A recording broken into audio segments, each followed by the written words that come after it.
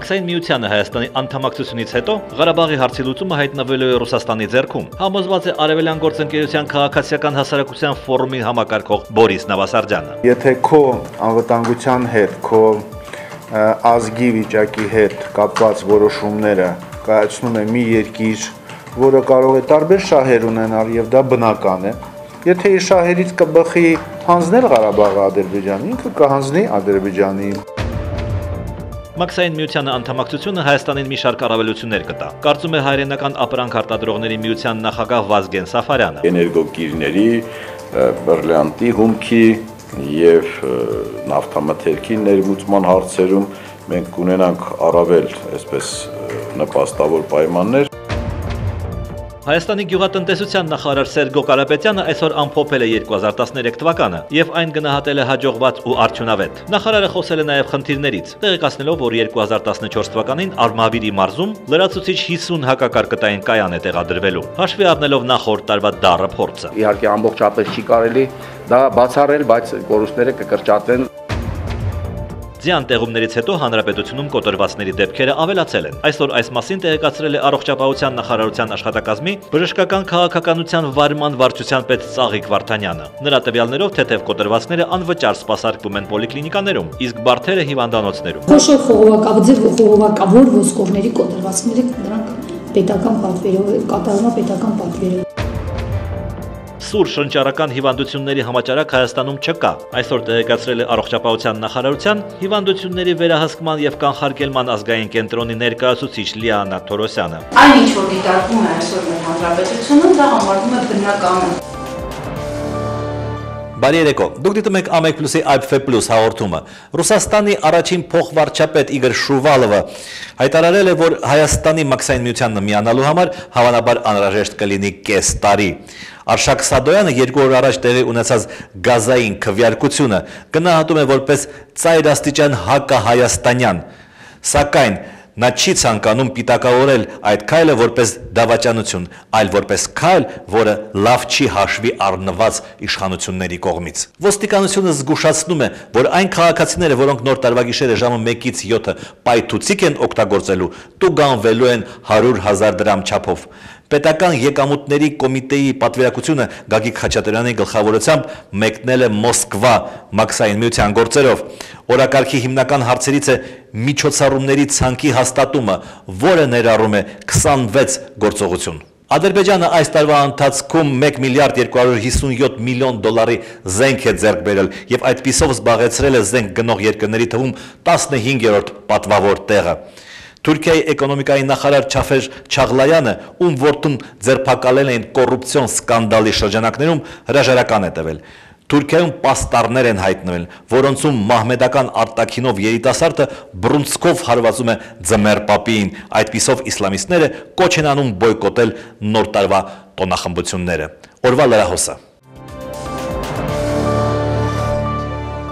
Արդյոք մաքսակետ կբացվի Հայաստանի եւ Ղարաբաղի միջև, եթե մեր երկիրը անդամակցի Մաքսային միությանը։ Երեկ Մոսկվայում Հայաստանի Մաքսային միություն տանող միջոցառումների ծրագրի, այսինքն ճանապարհային քարտեզի հաստատումից հետո այս հարցը հետաքրքրում էր նաեւ Ղազախստանի նախագահ Նուրսուլտան Նազարբաևին։ Եթե Հայաստանի Հանրապետությունը չկարողանա բանակցել հատուկ կարգավիճակ Լեռնային Ղարաբաղի համար, բնականաբար սահմանը կդրվի Հայաստանի Հանրապետության եւ Լեռնային Ղարաբաղի Հանրապետության միջև իր մաքսակետերով, որը խիստ ցավագին կլինի մեզ համար եւ կործանարար Լեռնային Ղարաբաղի համար։ Հայաստանի Մաքսային միության անդամակցելու գործընթացում պարոն Պապյանը Արցախի համար որևէ դրական ձեռքբերում չի տեսնում, հակառակը, ավելանում են խնդիրները։ Զենքի ներմուծման պարագային այսօր զրոյական ամաքսադրույքը այն դառնա ավելի բարձր։ Դիվանագետը հիշեցնում է Հայաստանը անդամակցում է մի կառույցի, որի անդամները Ադրբեջանամետ Բելոռուսն ու Ղազախստանն են։ Սա նշանակում է, որ նրանցից էլ է կախված մեր եւ Արցախի ճակատագիրը։ Հաշվի առնելով, որ որոշումները պիտի կոնսենսուսով ընդունվեն, հնարավոր է, որ մենք չկարողանանք պաշտպանել մեր շահերը։ Քաղաքագետ Դավիթ Շահնազարյանը վստահ է, որ Մաքսային միության շրջանակներում Ղազախստանն ամեն պահ կշահարկի Ղարաբաղի հարցը, սակայն միայն իր դիրքերը ամրապնդելու համար։ Ես չեմ կարծում, որ այդ մաքսակետը կտեղադրվի, անկեղծ ասած, եւ ես չեմ կարծում, որ Նազարբայևը այս հարցը այդպիսի սրությամբ կդնի։ Երեք Մոսկվայում Ղազախստանի պահվածքը Դավիթ Շանազարյանը դիտարկում է Մաքսային միության ներքին խմորումների համատեքստում։ Ռուսաստանը շատ լուրջ խնդիրների է հանդիպում, թե Ղազախստանի, թե Բելարուսի հետ տարբեր հարցերի քննարկման կապակցությամբ։ Միաժամանակ պարոն Շանազարյանը վստահեցնում է. Այս միությունը ապագա ունենալ չի կարող։ Ազգային ժողովի ոչ իշխանական ուժերը հասարակությանը խաբկանքի են տանում, այսօր հայտարարեց Հայաստանի Հանրապետական կուսակցության խմբակցության ղեկավար Գալու Սահակյանը, անդրադառնալով ազգային ժողովի կողմից Ռուսաստանի հետ գազի համաձայնագրի վավերացման վերաբերյալ ընդդիմադիրների հայտարարություններին։ Համաձայնագրի վավերացումը բոյկոտած ոչ իշխանական ուժերը պնդում են, որ ազգային ժողովի հաշվիչ հանձնաժողովը խախտել է կանոնակարգը։ Հաշվիչ հանձնաժողովները ժամանակավոր հանձնաժողովներ են եւ կատարում են միայն տեխնիկական խնդիր։ Եթե այդ մարդու համար օրենք հասկացողությունը անհասկանալի է, թող կողքը մարդ բայ, որոնք օրենքներ են կարդում, եւ իրեն բացատրեն ինչ է նշանակում օրենքը։ Մինչ ոչ իշխանական ուժերը պատրաստվում են հաշվիչ ժամանակավոր հանձնաժողովի արտահերտ նիստ հրավիրել եւ սահմանադրական դատարան դիմել, Գալու Սահակյանը արդարացնում է հանձնաժողովի աշխատանքներն ու ազգային ժողովի մեծամասնության գործողությունները։ Եթե բաց քվեարկությունները ոչ միայն հաշվիչ հանձնաժողովի անդամները կարող են հաշվել, այլ ցանկացած падգամավոր եւ լրագրող։ Պարոն Մանուկյանը առնվազն տարօրինակ է համարում իշխանությունների այն պարզաբանումները, թե բացի հաշվիչ հանձնաժողովից յուրաքանչյուր падգամավոր ինքն էլ կարող է հաշվել քվեարկության ձայները։ Շարմազանով ինչ իրավունք ուներ հաշվելու։ Հանձնաժողովի յուրաքանչյուր անդամ, ինչու է 7 հոգի։ Դա նվազագույն այն թիվն է, որ հաշվեն բոլոր սեկտորները եւ յուրաքանչյուրը իր մոտ ունենում է իր գրած թիվը, որ հետո վիճարկի։ Բոլոր մյուս հիմքերը պարոն Մանուկյանը խոստացավ ներկայացնել սահմանադրական դատարանում, երբ ոչ իշխանական 4 ուժերը իրենց դիմումը կքննարկեն երկրի բարձր դատարանում։ Սահադաշտում սահելու համար Սիսակյան 3 շենքի բնակիչներին կարապիլիչ հասնել հարկավոր չէ։ Սեփական սանհանգույցից օգտվելիս անվճար սահադաշտն արդեն իսկ ապահովվում է։ Եթե ամռանը 4-րդ կարգի վթարային շենքի բնակիչները միայն վախենում են շենքի տակով անցնել, ապա ձմռանը նույնիսկ սանհանգույց մտնելը կարող է ճակատագրական լինել։ Շենքի թե ներսի եւ թե դրսի պատերի վրայով հոսող ջրերը դարձել են սառցե բեկորներ։ Տարվա այս եղանակին հնարավոր չէ օգտվել նաեւ լվացարանից։ Առավոտը հելնում ենք, արդեն մտածում ենք, որ պիտի գնանք այն տուալետից մեկ օգտվենք, արդեն ստեղ էլ գնում ենք ստեղ այնտեղ, չգիտենք, մի հատ բարեկամի տուն ամոթից դուռը բացում ենք, շուշուտ մտնում ենք զուգարան։ Մոտ 1 ամիս առաջ Սիսակյան 3 շենքի բնակիչների տարհանման հարցը քննարկվել էր քաղաքապետարանում։ Արդյունքում 25 ընտանիք պետք է նոր բնակարան ստանա։ Այս որոշումը ավելի մեծ դժգոհություն բարձրացրեց, քանի որ նոր բնակարանները չհատկացվեցին շենքի առավել վթարային հատվածի բնակիչներին։ Ներքևը ամբողջությամբ, այդ առաջի հարգերը այն ապահովվածները, վերևը 4-րդ հարգը ամբողջությամբ էս մուտքը։ Երրորդ հարգը, ոչ վթարային կողմից, ոչ առաջինը, ոչ երկրորդը, ոչ մեկս էլ չենք բնակեցվել։ Այս մարդիկ իրենց բնակարաններում նստում են վերարկուով, քնում հագուստով, ցրտաշուն ձմռան մասին հուշում է նաև սենյակում առկա սառցե բեկորները։ Տեսեք, սա ապրելու ձև է։ Առավոտից իրիկում պլիտան միացրած չի տակացնում։ Մենք մեղք չենք, ես ինչ այս բոմժի կյանքով ենք ապրում։ Հոանելով տակացնում են, որ երեխեքս չմսեն։ Անմարդկային պայմաններին Սիսակյան շենքի բնակիչները արդեն սովորել են, սակայն ամեն օր անկողին են մտնում սարսափով, մի օր կարող են հայտնվել փլատակներում։ Միայն այս տարվա ընթացքում ավելի քան 150 քաղաքացի իր հայացքների համար բերման են ենթարկվել ոստիկանություն։ Կարծում է նախախորհրդանի անդամ Վարուժան Ավետիսյանը, ըստ նրա այս կերպ իշխանությունները հստակ խնդիր են լուծում։ Այսպիսի զանգվածային բերման ենթարկելու եւ դուժի ենթարկելու դրամական դուժի ենթարկելու միջոցով ակտիվ դիրքորոշում ունեցող մարդկանց ընկճել նաեւ ֆինանսապես։ Նախախորհրդանի անդամները կասկած չունեն, որ իրենց շարունակելու են բերման ենթարկել եւ վարչական տույժ կիրառել։ Այսօր Մաշտոցի պուրակում նրանք դրամահավաք են իրականացնում հարկ եղած դեպքում համակիրներին աջակցելու համար։ Այս պահին վարչական տույժ են ենթարկել նախախորհրդանի 2 անդամներ Կարո Եղնուկյանը եւ Տիգրան Խզմալյանը։ Նրանք պետք է վճարեին 58000 դրամ։ Տուգանքը ես որ կամավոր չեմ վճարում, իրենք բանկային հաշիվս էին կալանքի տակ դրել։ Հետո էլ արգրավեցին այդ գումարը։ Մարդիկ թող իրանց լուման դնեն, այսինքն ինչի այդ մարդը ակտիվիստը ինքը պիտի վճարի, ինքը պիտի չի վճարի, հանրությունը պիտի վճարի, որ այդ ակտիվիստը հանրության համար է պայքարում։ Դրամահավաքի մասնակիցներն այսօր հիշեցին նաև Մաշտոցի պուրակի պայքարը, որի արդյունքում Սերժ Սարգսյանի սիրունչի արտահայտությունից հետո հանրային տարածքը սիրուն ձևով վերադարձվեց հանրությանը։ Ի դեպ, քաղաքացիական ակտիվիստներն իրենց խորհրդանիշ դարձած դեղին սաղավարտներով միայն մանրադրամներ էին հավաքում, որի ընթացքում երգում եւ պարում էին ցրտին դիմակայելու համար։ Սևանը վտանգված է, հերթական անգամ ահազանգում է Էկոլուր հասարակական կազմակերպության նախագահ Ինգա Զարաֆյանը։ Սևանում ձկնաբուծարան ստեղծելու մասին ծրագիրն է։ Հանրապետության խմելու ջրի հիմնական պաշարն այս անգամ վտանգում է կառավարությանը ներկայացրած Սևանի իշխանի պաշարների վերականգնման եւ ձկնաբուծության զարգացման համալիր ծրագրի նախագիծը։ Այս ծրագրով ուզում են բազմացնել մինչև 50,000 տոննա ձուկ։ Իսկ դրա համար պետք է մտցվի Սևանի մեջ 50,000 տոննա արհեստական կեր։ Որքան էլ կերը օրգանիկ լինի, բնապահպանը հիշեցնում է, որ այն պարունակելու է ազոտ եւ ֆոսֆոր, որի հաշվին լիճը դառնում է ճաղիճ։ Կառավարության այս ծրագիրը ներկայացրել է Սևանի հիմնահարցերով զբաղվող հանձնաժողովը, ասում է Ինգա Զարաֆյանը, եւ այն միանշանակ գնահատում բիզնես ծրագիր։ Տիկին Զարաֆյանի հետ համամիտ է նաեւ Գեղարքունիքի մարզի բնակիչ, բնապահպան Լիաննա Ասոյանը։ Պատկերացրեք այդ կերի ինքը ջրի բաղադրություն է փոխելու ամեն դեպքում, ջրի որակ է փոխելու, իսկ Սևանա լճի ջուրը Հարավային Կովկասի համար համարվում է ռազմավարական պաշար, խմելու ջրի։ Այս նախագծով Սևանա լճում նախատեսված է ստեղծել 74 տնտեսություն, բնապահպանը կառավարության իշխան վերարտադրելու այլ տարբերակ է առաջարկում։ Մենք պիտի կարողանանք այնպես անել, որ բնական վերարտադրություն գնա լճում։ Բնապահպանները հիշեցնում են, կառավարությանը ներկայացրած նախագծով խախտվում է Սևանի մասին օրենքի ամբողջ էությունը։ Իսկ բնապահպանության նախարարությունից հայտնեցին, որ համապատասխան ստորաբաժանումները ստուգումներ են անցկացնում Սևանում եւ արդյունքները լինելուն պես կհրապարակվեն։ Ազգի եւ պետության համար կարևոր պահերին քաղաքացիները կարիք ունեն լսելու այն մարդկանց խոսքը, որոնց պայմանականորեն կարելի է անվանել մտավորական։ Չնայած այդ տերմինի մասին կարելի է շատ երկար վիճել, բայց ընդհանուր առմամբ խոսքը նրա մասին է, որ պիտի հայտնվեն մարդիկ, որոնք չեն ընկալվում որպես այս կամ այն քաղաքական թիմի ներկայացուցիչ, բայց ունեն բավականաչափ հեղինակություն հասարակությանը կողմնորոշելու համար։ Կան Հայաստանում այդպիսի մարդիկ։ Օրվա գլխավոր թեման։ Հայաստանում նոմենկլատուրային մտավորականների պակաս չի զգացվում։ Իշխանավորներին, այո, մերձենալը սննդարար է բարձրապես։ Արձակագիր Մերուժան Տեր-Գուլանյանը նկատում է, որ մեր մտավորականների մեծ մասը լավ չի ապրում, հետևաբար ձգտում է մոտ լինել նրանց, ովքեր լավ են ապրում։ Երբ որ այդպիսի առիթ է լինում մերձենալ, իրենք բահաբադ չեն թողնում։ Մյուս կողմից արձակագիրը նկատում է, որ միշտ չէ, որ իշխանություններին մոտ լինելը վատ բան է։ Իշխանությունները այս երկրի իշխանություններն են։ Եթե երկիրը սիրում ես, իշխանություններին նույնիսկ եթե չես սիրում, գոնե պետք է հանդուրժես։ Գրողը նկատում է, որ իր մասին են հաճախ ասում, թե ինքը մոտիկ է իշխանությունների հետ, ընդ որում Հայաստանի բոլոր իշխանությունների հետ, ինքը համաձայն չէ։ Եթե ես իշխանությունների հետ լավ լինեի, ես չէի գործունեի իմ ստեղծած արհերոստանգերությունը։ Եթե ես իշխանամետ մարդ եմ, ինչի ոչ մի իշխանությունով չեմ բարգեւադրվել։ Գրողին հիշել է միայն Սերժ Սարգսյանը եւ 2 տարի առաջ բարգեւատրել Մովսես Խորենացի իշխանշանով։ Ինչի համար ուրախ շնորհակալ եմ։ Հիշել էի ինձ։ Միաժամանակ պարոն Տեր-Գուլանյանը նկատում է, որ այսօր իշխանություններին պաշտպանելն ավելի դժվար է, քան քննադատելը, ով ինչ ուզում է գրում է նրանց դեմ։ Լավ, ինչպես կարելի է վերջին հաշվով, ինչքան կարելի է չսիրել սեփական երկիրը, սեփական իշխանություններին։ Ում սիրես, Մղչանցի Հովիկ Աբրահամյանին հարցնում է նույնքան Մղչանցի բանաստեղծ Հուսիկարան։ Ես ո՞ց դրա հետ խոսեմ, դրա բարոյականության հետ ո՞նց համաձայնվեմ,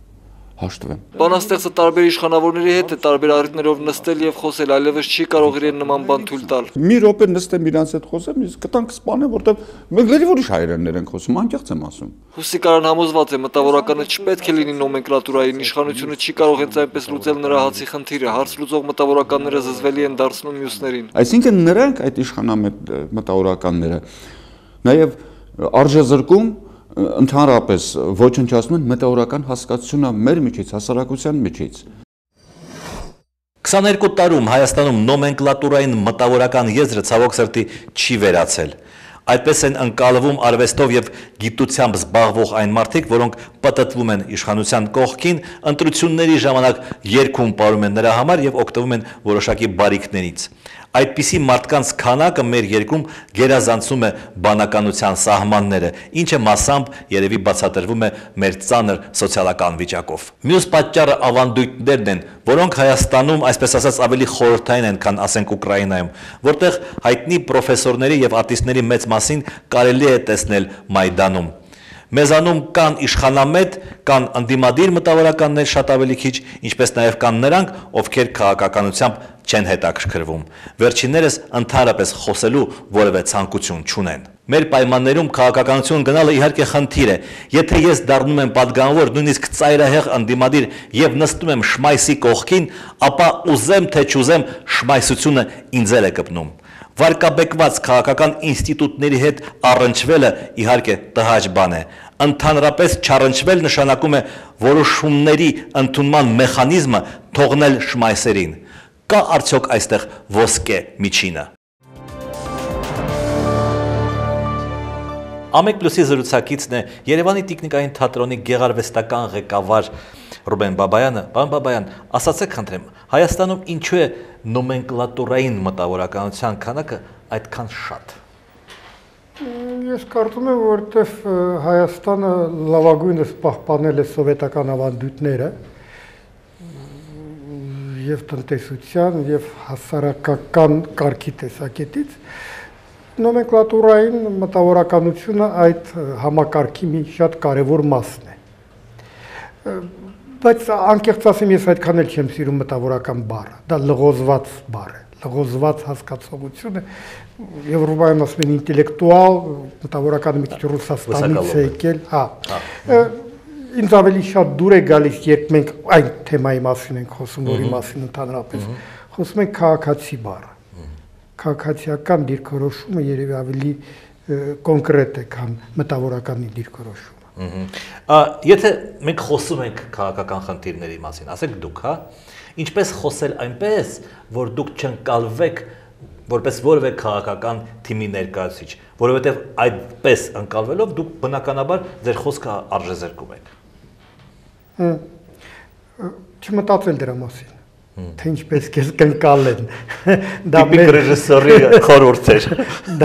Դա մեր խնդրեմը չի, կարծում եմ։ Քո խնդրեմն է լինել անկեղծ։ Եթե դու մշտապես անկեղծ ես, դու ակամա մեկ կհայտնվես այս ճամբարում, մեկ այն ճամբարում։ Եթե դու փորձես կազմավորվել որոշակի ձևով մտածելով, թե քեզ ինչպես կընկալեն, դու հաստատ կընկնես թակարդի մեջ։ Իսկ ինչպես է վերաբերվում, որ մտավոր աշխատանքով զբաղվող քաղաքացիները, այսպես ասենք, գնում են քաղաքականություն, այսինքն զբաղվում են քաղաքականությամբ, դառնում են падգամավոր, քաղաքական գործիչ եւ այլն։ Եթե դա խորը համոզմունքների հարց է, նման դեպքեր մենք գիտենք, Պաբլո Պիկասոն կոմունիստական կուսակցության անդամ էր, բայց դա չխանգարեց իրեն մնալ հանճարեղ նկարիչ։ Ես կարող եմ ըմբռնումով դրան մոտենալ։ Անձամբ ես նման բաներով չեմ զբաղվում եւ հուսով եմ երբևիցե նման քայլի չեմ դիմի։ Թող յուրաքանչյուրը պատասխան տա իր խղճի, իր գաղափարների առջև։ Իսկ Հայաստանում կան այդպիսի դեպքեր, երբ մարդիկ իսկապես խորը համոզմունքից ելներով դառնում են, չգիտեմ, հանրապետական կուսակցության անդամ։ Միգուցե շատ խորն են թաքցնում, ինձ դժվար է մի անգամից ուրեմն բացահայտել։ Ես ընդհանրապես կարծում եմ, որ այդ կուսակցության անդամ հիմա դառնում են նույն սկզբունքով, ինչ որ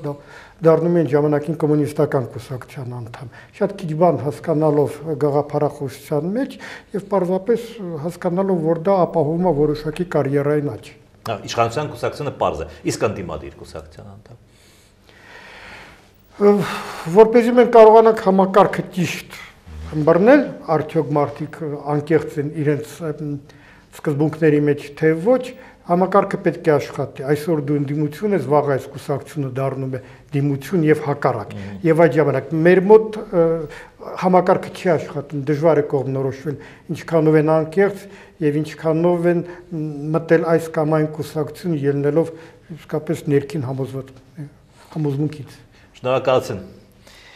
Իմ զրուցակիցն էր Երևանի տիկնիկային թատրոնի գեղարվեստական ղեկավար Ռուբեն Բաբայանը։ Այսօր Հայաստանում դեռ կան գյուղեր, որտեղ սեփական բակում կամ տանը խմելու ջուր ունենալը բնակիչների համար երազանք է։ Նման գյուղերից է նաև Լոռու մարզի Արդվինը։ Մեր դրանը 2 հատ կրանդ ունենք, ցմաքելա, ջուր չունենք։ Ինչքան գեղապետ ա եկել, որ ջուր տի բերել, անըմը դրել են, որ ջուր տի բերվիլ ու չկա։ Տարիների հետ խոստումներն էլ հոսող ջրի նման անցել գնացել են, ասում է Սիրվարդ տատը։ Գյուղի ջրագիծը կառուցվել է խորհրդային տարիներին։ Ջրագիծն այսօր էլ է գործում, սակայն հոսող ջուրը խմելու համար պիտանի չէ, քանի որ այն առվի ջուր է։ Այգեհատի տրուբիցը մեզ ջուր էին տալի։ տրուբեքերը բերել են սովետի ժամանակ, հասցրել են գեղը, բասայնեքերն էլ սարքած պատրաստ։ Բռնեց իշխանությունը փոխեցին, էտոնք էլ քանդեցին, տրուբեքերն էլ ծախեցին, էլ ջուրը որդյան տիլ։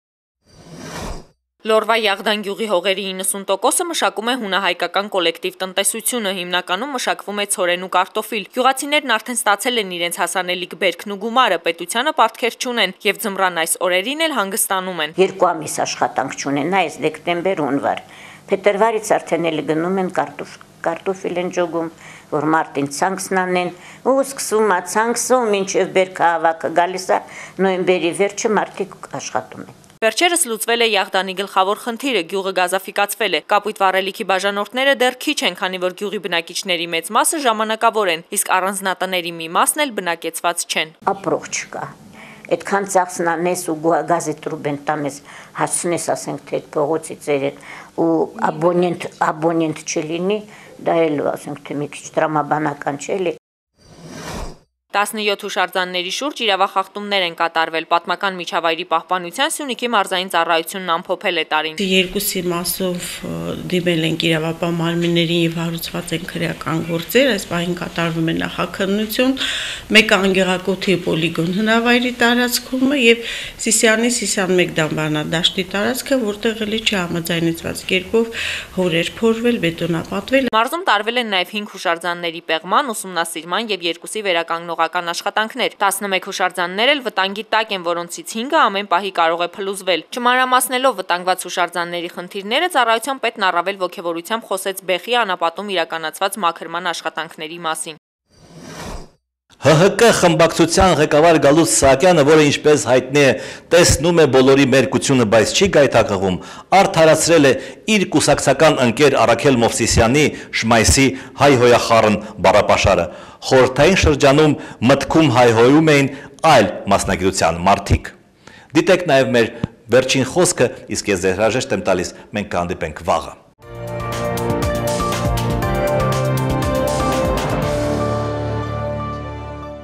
Երբ որ ուզում եմ հակադարձել, ես ինքս իմ մեջ հայհոյանքի այսպես շարադասությունը մեջս ամփոփում եմ եւ դարձնում եմ գրական հայերենով։ И тут подрывники суетятся, заложили килограмм 500 тола или тротила, его знает. Провода у них длинные, как... Ну и тут надо было дернуть за... Чтобы это все